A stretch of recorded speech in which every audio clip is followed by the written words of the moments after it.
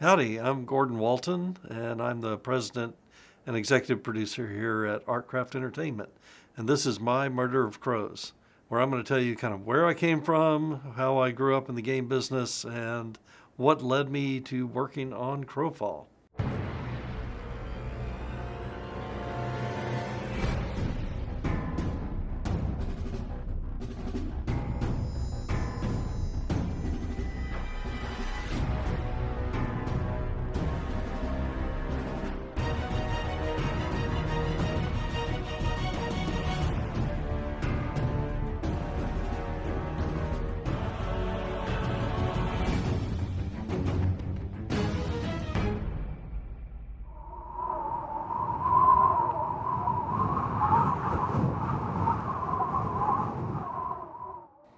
So, in the beginning, and we'll start way back in the beginning, back in the prehistoric age, I was born in Houston, Texas, back in 1956, which is a long, long time ago. I'm a child of the 60s.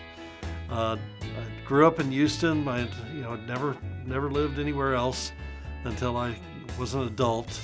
I actually had all kinds of jobs as a kid. I started mowing lawns when I was 6 or 7.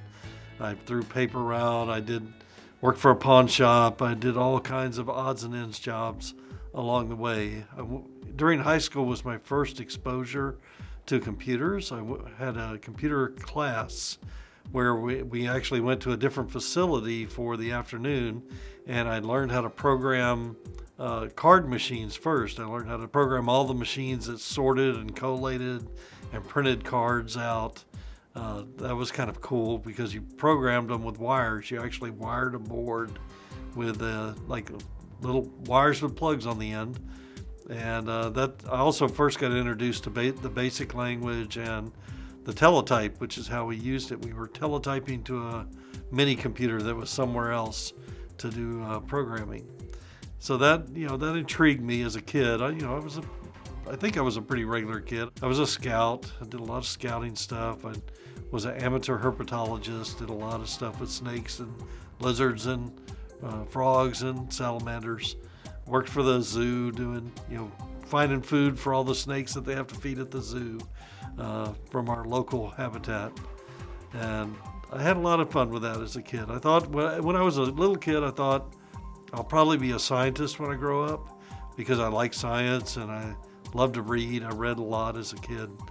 Probably the only award I ever got in regular high school and regular school was in elementary school. I got an award for reading something obscene like 800 books while I was in elementary school from the library. When I got out of high school, I wasn't sure what I wanted to do. My parents wanted me to go to college in Houston.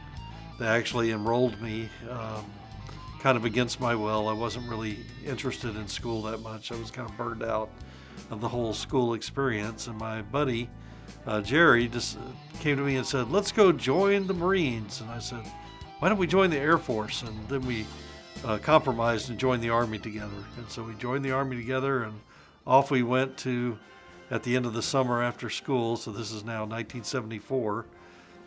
We went to basic training in Fort Ord, California. And from there, we went to Fort Gordon, Georgia, and learned how to be telephone linemen. So I know how to climb a telephone pole, which is kind of funny because I had a terrible fear of heights before I started doing that. I still have the terrible fear of heights, and I've fallen off of telephone poles before, but I know how to do it. And from there, we got assigned to Fort Hood here in Texas. And we were there for a couple of years, and then both of us got sent to different places in Germany. So I spent some time in Germany before I got out of the Army. While I was in the Army, I went to college and took programming classes, learned more about programming. Of course, when I went into the Army, I wanted to go into computer stuff, and of course, that's why I ended up climbing telephone poles. Because if you say you want to do computer stuff, they're liable to make you do something else. So that was kind of fun at the time. Not fun at the time, but it was kind of funny in retrospect. So after getting out of the Army, I immediately went back to college, and I went to college up near Fort Hood, which is Central Texas College, and was working on finishing an associate degree in computer programming. So I learned how to program on the IBM mainframes. I learned COBOL and Fortran and languages like that, IBM 360 assembler. And that was my real hardcore introduction to being a programmer all the time. This is the same year, of course, that the microcomputers were first coming out. So the Tandy microcomputer and the Commodore PET and the Apple II were all just first on the market at the same time. Right as I was getting out of the Army, I decided, hey, I want to buy one of those computers. So I started saving my money. Right at the end of the first semester after I got out of the Army and was in college, I got hit on a motorcycle. So I worked, at the time I was going to school full time. I worked part-time for the liquor store on Fort Hood. So I sold liquor too to people who wanted to be totally drunk all the time. That was fun. I learned what the best-selling wines and beers are to soldiers. But I did get hit on a motorcycle, kind of broke my leg, tore me up a little bit. I finished the semester and then moved back to Houston to recuperate while at my parents' house. At the same time, I actually had saved enough money and I bought my first computer. I bought a Commodore PET. So the choice was do a trip to Germany, buy a car, or buy a computer. And I bought the computer as one of those and started programming on it. While I was in Houston, back in Houston, this is now 1978, I actually got a job with a microcomputer company. So this is my first real computer job that I had. And it was a startup, and they were building computers to sell to people, and I had to program a lot of different kind of tools and stuff for the computer. So I'd program memory tests, I'd program keyboard tests, those kind of things, so that we could QA the computers. And all this work was in assembly, so I programmed mostly at that time in 6800 assembler. About, I want to say 4 or 5 months into that job, one day I came to work and the doors were locked. They'd gone out of business and the sheriff had locked the doors. I never did get paid for the last month of work I did for those guys. But so that was my first introduction to the crazy computer business, was getting locked out of my first job when the people who ran it ran out of money and disappeared. That was interesting. I got another part-time job for Shell Computer doing the same kind of utility programming pretty quickly. And at that time, while I was in Houston, I went to school down at Clear Lake, University of Houston at Clear Lake, which had the best microcomputer programming type of classes going on, and did some fun stuff while I was there. At this point, I've already written my first couple of games in BASIC. Actually, the first game I wrote it in assembler, but then actually turned it into a BASIC game because I had the Commodore PET, so I could do it in BASIC easier than I could do it in an assembler. So I'd actually built a couple of games and sent one of them off to a company called Instant Software, which was an early software publisher. So this is the time Commodore PETs used a cassette for your games. So my first games were all on cassette and were published that way. So my first game that was published was called Trek X. It was a total license ripoff of Star Trek, and it was a fun little game. It was a graphical game. And my second game was called Dungeon of Death, and it was just a standard RPG, what we would think of as a standard RPG today, even though, at that time there really weren't very many object examples. My inspiration for those games had actually come from when I was out of the Army, but still up at Fort Hood going to school. One of my buddies had access to the tunnels underneath the mountains on West Fort Hood, and in one of those tunnels was a Plato terminal. So Plato was a mainframe system that had modem connections to graphical terminals all across the country. It was made by CDC, and basically they'd have one mainframe computer with 1,000 terminals off of it. And we had access to one terminal, my buddy did. We would go there on Friday night, go into the tunnels, and stay there all weekend playing games on this computer. And they had a multiplayer Star Trek game and multiplayer dungeon games. And those were the inspirations for the games that I built on the Commodore PET. So it was probably the slippery slope that got me into the game business, because I've never been really right since then. Is how I think about it. So now I'm pretty much recuperated. I'm still in Houston. I've sent a couple of games off to be published, and it's time to go to college, right? So for real. So I actually applied at several colleges and ended up going to Texas A&M, which is an hour and a half, 2 hours from Houston. So I moved up there, and this is really in late 1978, early 1979, to go to Texas A&M and get a computer science degree. While I'm at A&M getting this degree, I'm still writing games to be published. I've published a couple of more games. One was a game called Grand Prix 2001 for the PET 2001, and that was part of a collection pack. And then I built a game called Micro Warrior, which was a more advanced dungeon crawler kind of game that was sent to be published, but I never saw a copy. I never got a single royalty check. Of course, the publisher went out of business, which is, the story of our game business is you get a royalty stream and all of a sudden it disappears when the publisher dies. So nothing's changed in our business in that sense. While I was in college, I did a bunch of other kind of part-time jobs. Not very many of them were game related. I did a lot of programming jobs. I did help desk jobs for the other students. I did work for a point-of-sale computer company that built point-of-sale terminals for a summer and a little bit longer.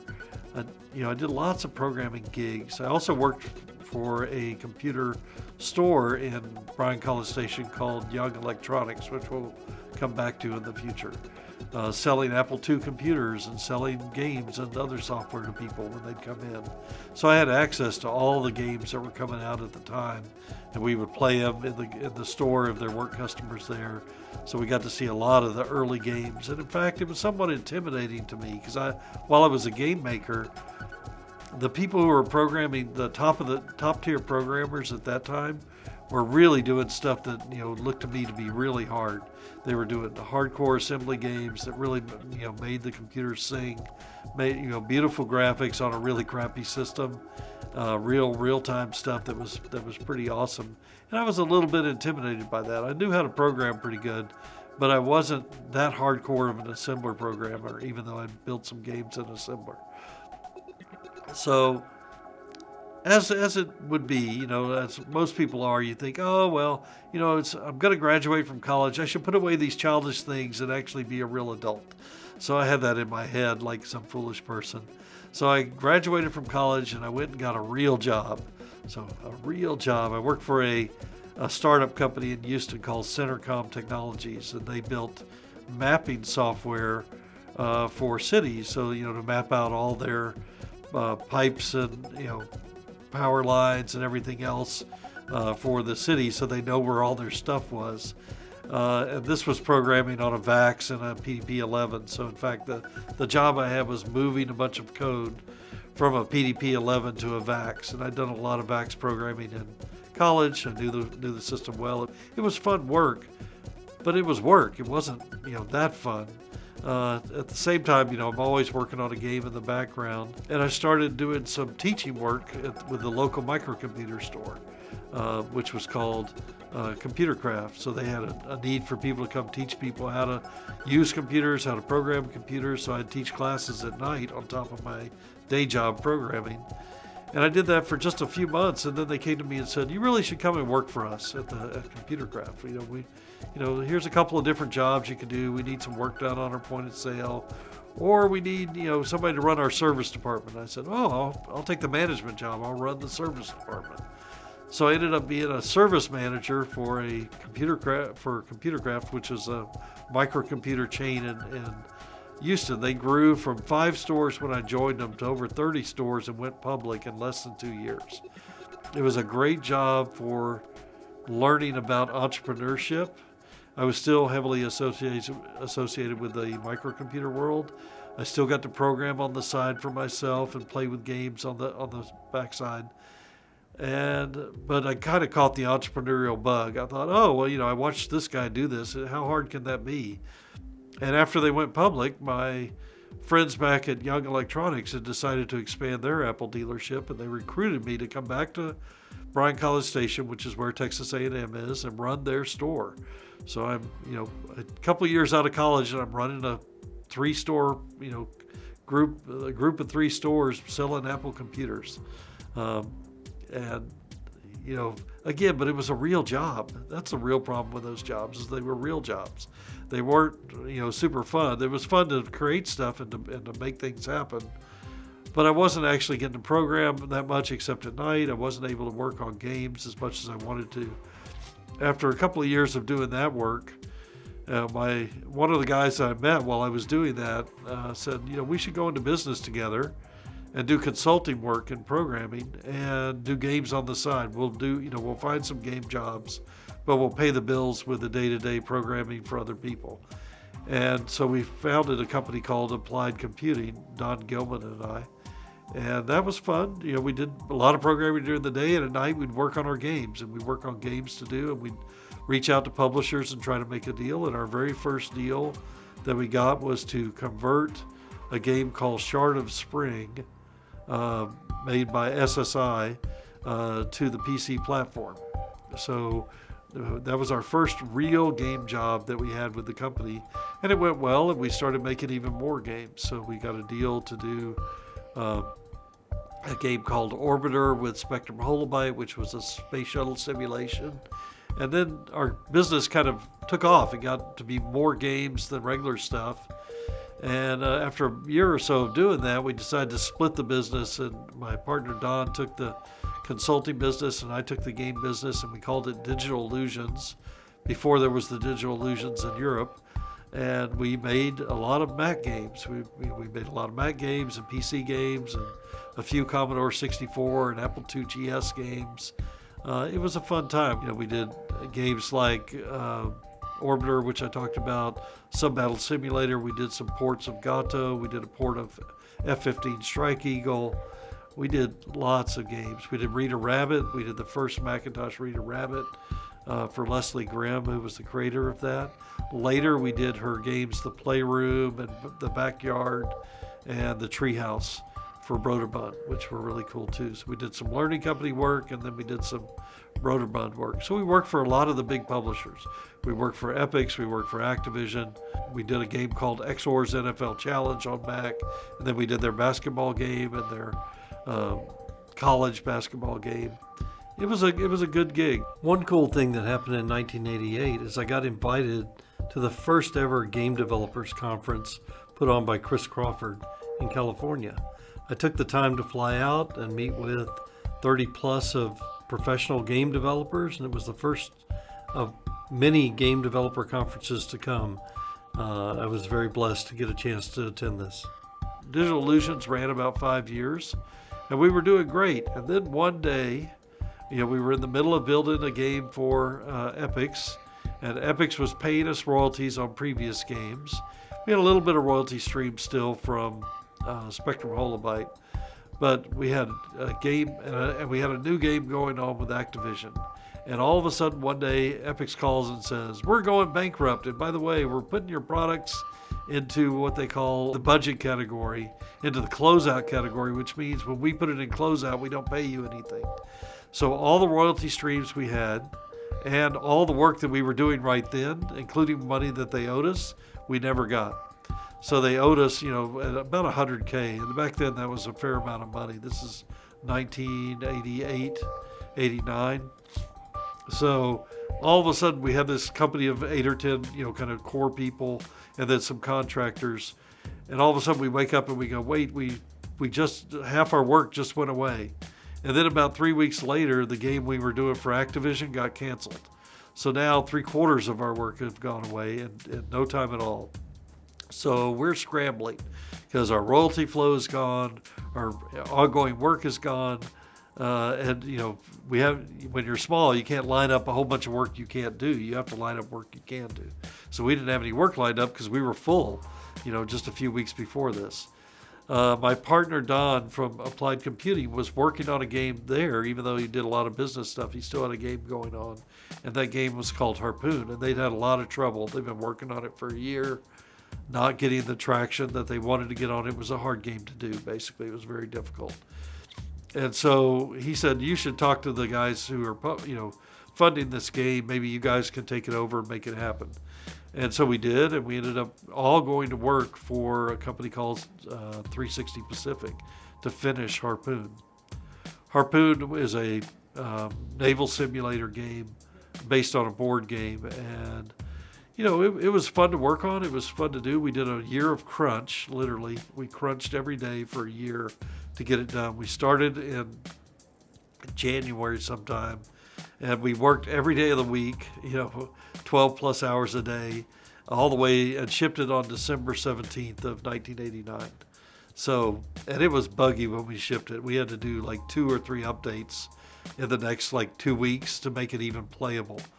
But strangely, the game was very successful. So, most of those strategy games at the time, if you could sell 50,000 copies, it was a big hit for a strategy game. And in the first year, we sold about 500,000 copies of Harpoon. For some reason, it was the right game at the right time. And so it was fun to work on. We were even having fun playing it at the end, which is very unusual. Normally, you have a game of your own. By the time you're finished of it, you're sick of playing it before the players even get to it. But for this game, we were still having a good time playing it. And I should have taken that as a good sign, but I just thought it was anomalous. I didn't really think it was going to be as big as it was. So here we are. We're finishing Harpoon. Now we're doing we did expansion packs, which was one of the first games that did expansion packs. We did data packs, and we did new mission packs for Harpoon. And about mid-1990, my boss from California used to come in every couple of months and hang out with us. And he came in, and he was hanging out with us, and he went and talked to all the people. And we have like 15 people in the office at that time. And he came to me. He said, "Oh, this person over here. I talked to the other people. They all don't like him, so I fired him." I go, "Well, that person works for me. They don't work for you." He goes, "Yeah, but I fired him. I did the right thing. I'm sorry I did it, but I did the right thing." I go, "You're not that sorry because you did it." I said, "Look, what I want to do is terrible, so I'm not going to do that. I'm going to wait for the weekend. I'm going to think about this. I'm going to get back to you on Monday." This was on a Friday. And so I thought about it over the weekend. On Monday, I called him and I said, "Okay, I'm out. I'm going to leave. I'll give you 60 days notice. Let's find somebody to take my place because I can't work here if you're going to fire people who work for me. Right? That's not right. It's not the right management style. It's not going to work out. Now everybody's going to run to you whenever they have a little problem because there was no reason for this person to get fired in the first place. It was just other people whining." So that was kind of a fun experience for me as a manager to just say, I'm not going to work here anymore. That's enough is enough on that. But I didn't have a job, didn't know where I was going to go, none of that stuff. So I stayed the 60 days. We tried to find a replacement. He did find one later, a fellow named Carl, who was great. But he didn't find him before I left. So I'm like at loose ends. I just finished, this job's over now. And I'd met a girl who worked for the same company, but in a different place. And she was leaving the company and moving to Chicago. So I said, "Well, I'll come see you in Chicago." So I went up there and we talked about it. And I said, "I think I'm going to come up here. Is that okay?" And I don't think she understood me because later she said, "I'm not sure I really gave you permission to come." So I went back, sold all my stuff, put my stuff in a van, and booked up there and just showed up. And she said she was later. She tells me, "Oh, I was a little surprised that you showed up," but she didn't kick me out. And later we got married. So I guess it's okay.